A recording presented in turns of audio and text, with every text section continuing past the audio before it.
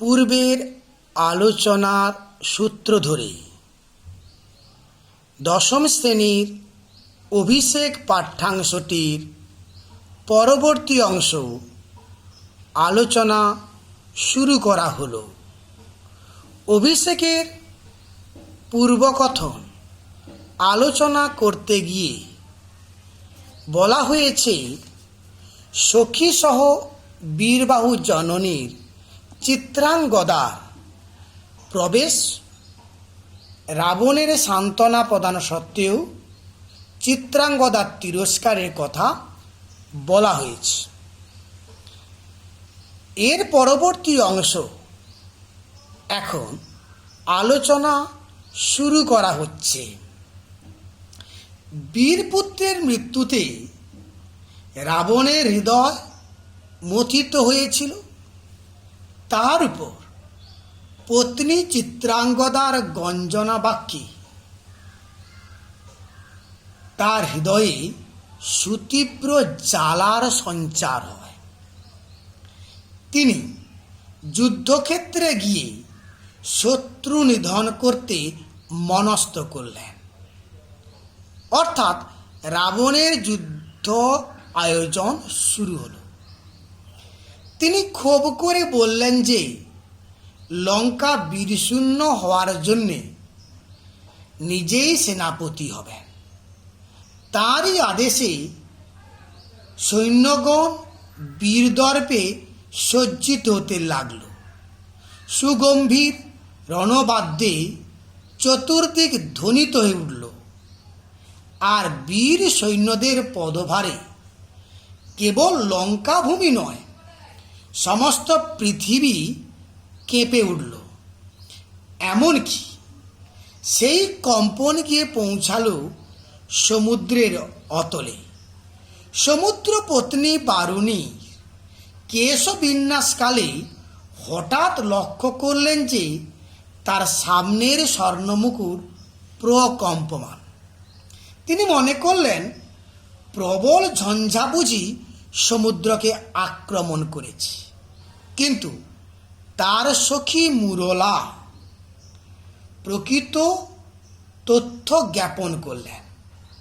তখন লঙ্কার সমর বৃত্তান্ত জানার জন্যে বারুণী মুরলাকে কনক লঙ্কা নিবাসিনী লক্ষ্মী দেবীর নিকট প্রেরণ করলেন। মুরলা লঙ্কায় উপস্থিত হয়ে লক্ষ্মী দেবীকে যথাযোগ্য সম্মান প্রদর্শন করে বললেন, বারুণী রাম রাবণের যুদ্ধ বৃত্তান্ত জানতে উৎসুক। তখন রক্ষকুল রাজলক্ষ্মী বিষাদক্ষীণ্ণ কণ্ঠে বললেন, পাপাচারী রাবণের জন্য লঙ্কা প্রায় বীরশূন্য। কুম্ভকর্ণ, বীরবাহু প্রভৃতি বীরগণ রামচন্দ্রের সঙ্গে যুদ্ধে প্রাণ হারিয়েছেন। রাবণ সমূলে দ্রুত ধ্বংসের দিকে এগিয়ে চলেছেন। স্বর্ণলঙ্কা আনন্দিত আকাশ আজ পতি পুত্রহারা নারীদের অশ্রু বাষ্পে পরিপূর্ণ।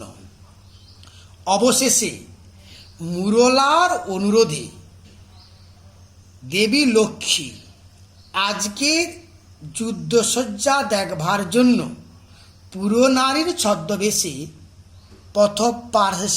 পথস্পর্শে দাঁড়ালেন। রাক্ষস সেনাদের মধ্যে লঙ্কার পঙ্কজরবি জগতের অদ্বিতীয় বীর মেঘনাদকে দেখতে না পেয়ে মুরলা বিস্ময় প্রকাশ করলেন। তখন লক্ষ্মী দেবী জানালেন, সম্ভবত মেঘনাদ প্রমীলার সঙ্গে লঙ্কার বহির্ভাগে প্রমোদ উদ্যানে অবস্থান করছেন। স্বর্ণলঙ্কার আসন্ন সংকটের বার্তা বোধহয় তিনি জানেন না।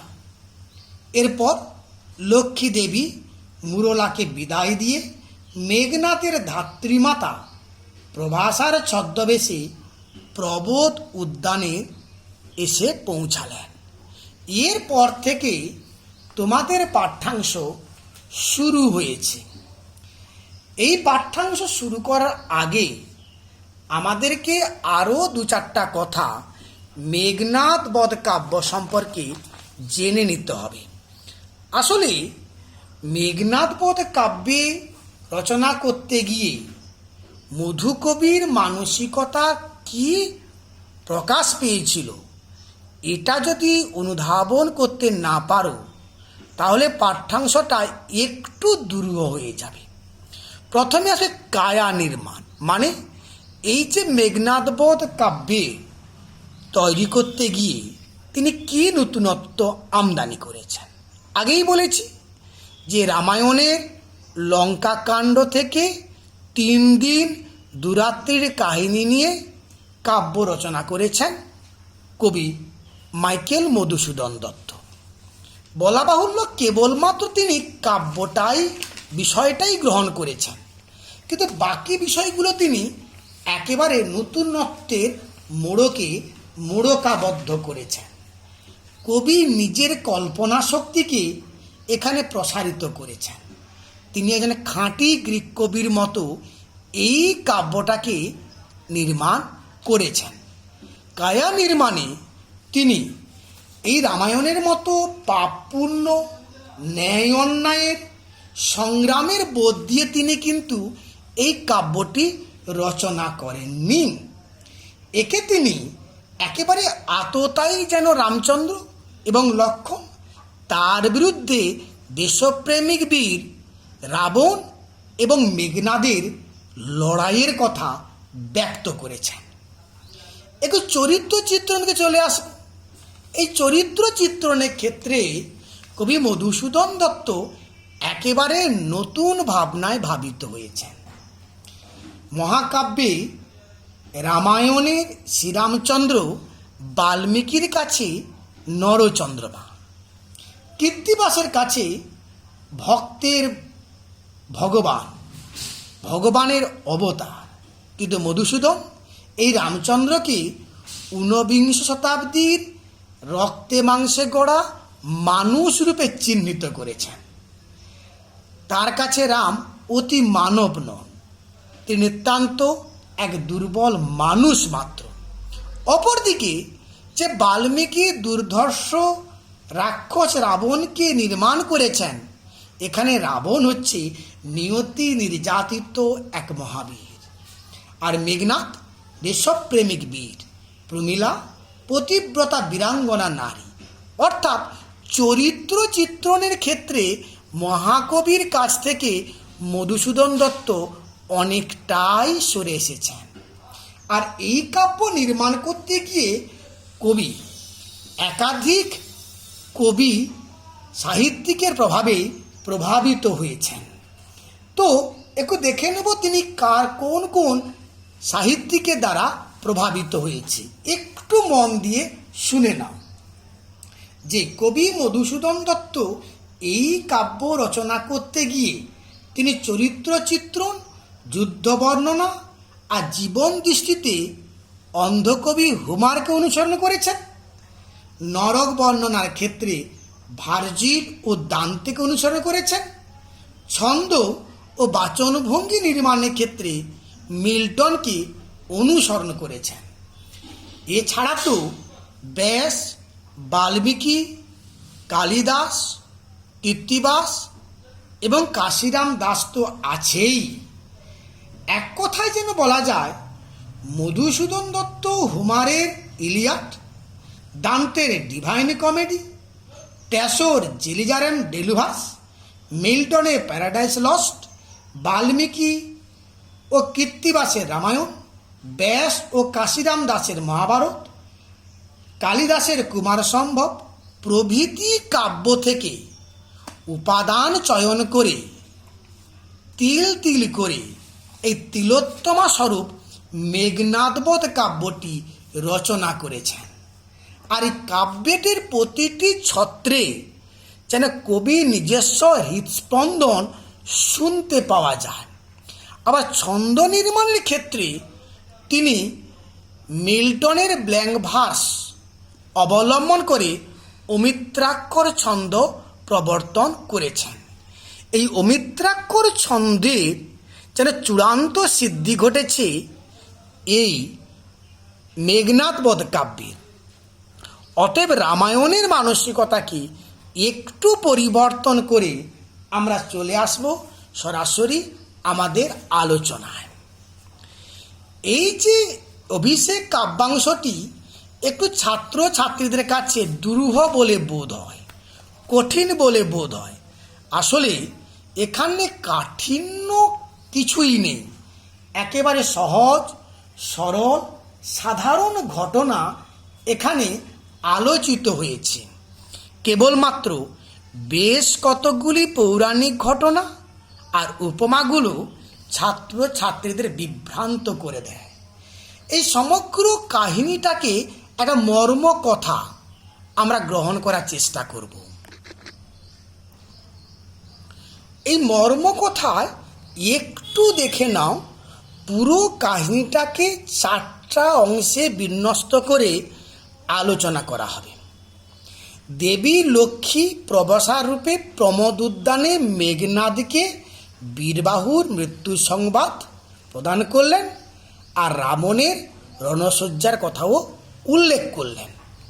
তার পরবর্তী অংশে কি রয়েছে না, মেঘনাদ আত্মগ্লানিতে বিদ্ধ হয়ে যুদ্ধসজ্জায় সজ্জিত হয়ে রথে আরোহণ করাকালে প্রমীলার মেঘনাদের প্রমোদ উদ্যান ত্যাগের কারণ জানতে চাইলেন, আর ইন্দ্রজিৎ রামচন্দ্রকে নিধন করে দ্রুত ফিরে আসার কথা ব্যক্ত করলেন।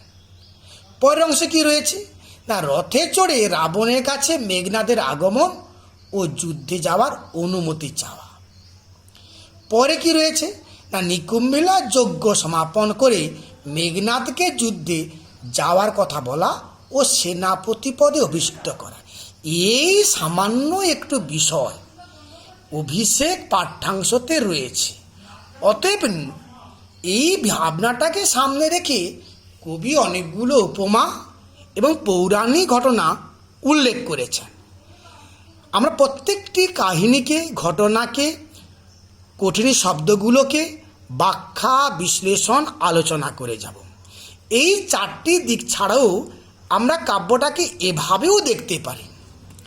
কথোপকথনের দিক থেকে প্রভাষা ও মেঘনাদের কথোপকথন, মেঘনাদের আত্মধিক্কার, মেঘনাদ প্রমীলার কথোপকথন, রাবণ ও মেঘনাদের কথোপকথন। এবার আমরা শুরু করব একেবারে নিবিড় পাঠ, মানে একেবারে বিষয়টাকে সহজ সরল করে উপস্থাপন করার চেষ্টা করব।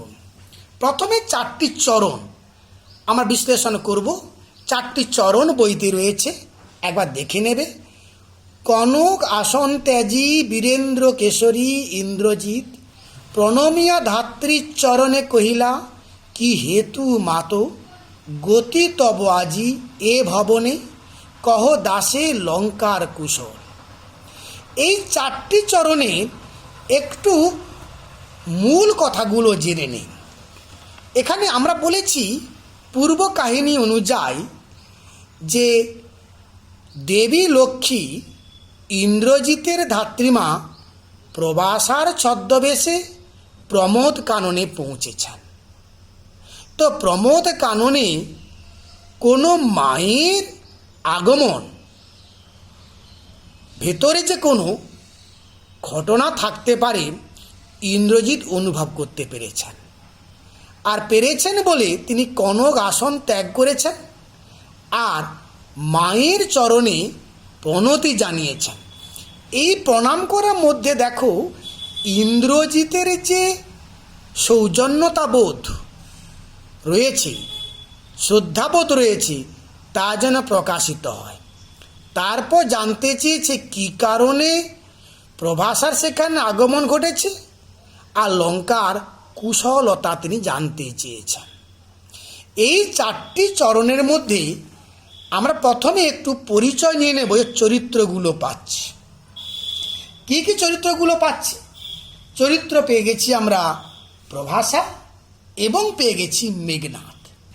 প্রভাসা সম্পর্কে তো আগেই বলেছি, ইনি হচ্ছেন রাবণের, ইনি হচ্ছেন ইনি হচ্ছেন মেঘনাদের ধাত্রীমা। যদিও এখানে প্রভাসা দেবী লক্ষ্মীর ছদ্মবেশ মাত্র। আর মেঘনাদ, এই মেঘনাদ কাব্যের নায়ক বা মূল চরিত্র বা কাব্যের নাম চরিত্র। এই মেঘনাদ সম্পর্কে একটু আমরা পৌরাণিক ধারণা নিয়ে নেব, তবে সুবিধা হবে। লঙ্কেশ্বর রাবণ এবং ময়দানব নন্দিনী মন্দোদরীর সন্তান এই মেঘনাদ। জন্মের সময় মেঘের মতো নিনাদ করেছিল বলে তার নাম হচ্ছে মেঘনাদ। আরেকটি নাম রয়েছে ইন্দ্রজিৎ। কি কারণে? যুদ্ধে দেবরাজ ইন্দ্রকে তিনি পরাজিত করেছিলেন, ইন্দ্রকে তিনি জয়লাভ করেছিলেন, তাই তার নাম হচ্ছে ইন্দ্রজিৎ। এই দেবরাজ ইন্দ্রকে পরাজিত করে তিনি স্বর্গরাজ্য থেকে স্বর্ণ লঙ্কায় নিয়ে এসেছিলেন। পরে ব্রহ্মা ও অন্যান্য দেবগণের অনুরোধে ইন্দ্রজিৎ ইন্দ্রকে মুক্তি দেন। এর বিনিময়ে ইন্দ্র কিন্তু অমরত্বের বর প্রার্থনা করেছিলেন। ব্রহ্মা তা দিতে অস্বীকার করে এই বর দেন যে অগ্নি পূজা সমাপ্ত করে যখন তিনি যুদ্ধে যাবেন তখন অগ্নি থেকে অশ্বসহ যে রথ উঠবে সেই রথে চেপে যুদ্ধ করলে তিনি অপরাজেয় হবেন। কিন্তু পুজো অসমাপ্ত রেখে যদি যুদ্ধে যাত্রা করেন বা যুদ্ধে অগ্রসর হন তাহলে তার মৃত্যু ঘটবে। এই ভাবনাটা কিন্তু পরবর্তীকালে সমগ্র মেঘনাদবধ কাব্যে কিন্তু সঞ্চারিত হয়েছে। কিন্তু কবি এই মেঘনাদকে রামায়ণের রাক্ষস করে গড়ে তোলেননি। একে কবি তার প্রিয় পাত্ররূপে গড়ে তুলেছেন। তিনি মনে করেছেন এই ইন্দ্রজিৎ বা মেঘনাদ হলেন দি গ্লোরিয়াস সন অব রাবণ এবং নোবেল ফেলো। এই ইন্দ্রজিতের সম্পর্কে তিনি এতটাই সহানুভূতি সম্পন্ন ছিলেন যে এই ইন্দ্রজিতের নিধন করানোর সময় তিনি জানিয়েছেন, it cost me many a tears to kill him. অর্থাৎ ইন্দ্রজিতের মৃত্যুতেও কবি চোখের জল বিসর্জন করেছেন। এবার চলে আসবো এই 4টি চরণের মধ্যে যে কঠিন শব্দ রয়েছে এই শব্দটির অর্থ সম্পর্কে। বীরেন্দ্র কেশরী, এই বীরেন্দ্র কেশরী, এই বীরেন্দ্র কেশরী শব্দটাকে যদি আমরা সন্ধি বিচ্ছেদ করে নেই তাহলে পেয়ে যাব বীর যুক্ত ইন্দ্র, সঙ্গে থাকছে কেশরী,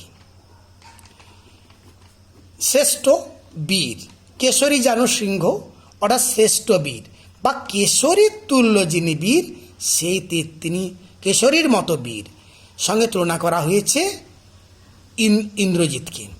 অর্থাৎ 4টি চরণের মধ্যে একটি কথা পেয়ে গেলাম, ইন্দ্রজিৎ ধাত্রীমা প্রভাসার ছদ্মবেশী লক্ষ্মী দেবীকে প্রণাম করে লঙ্কার কুশলতা জানতে চাইলেন। চলে আসবো আমরা তার পরবর্তী 6টি চরণে। এই 6টি চরণ একবার দেখে নিই। শির চুম্বী ছদ্মবেশী অম্বুরাশি সুতা উত্তরিলা, হায় পুত্র কি আর কহিব কনক লঙ্কার দশা, ঘোরতর রণে হত প্রিয় ভাই তব বীর বাহুবলী, তার শোকে মহাশোকী রাক্ষসাধিপতি সসৈন্যে সাজে নাজি যুঝিতে আপনি। এই 6টি চরণের একেবারে সরল গদ্য করে নি। অম্বুরাশি সুতা বা দেবী লক্ষ্মী ছদ্মবেশে এসছেন। তিনি ইন্দ্রজিতের শির চুম্বন করে উত্তরে কি বললেন? কার উত্তরে?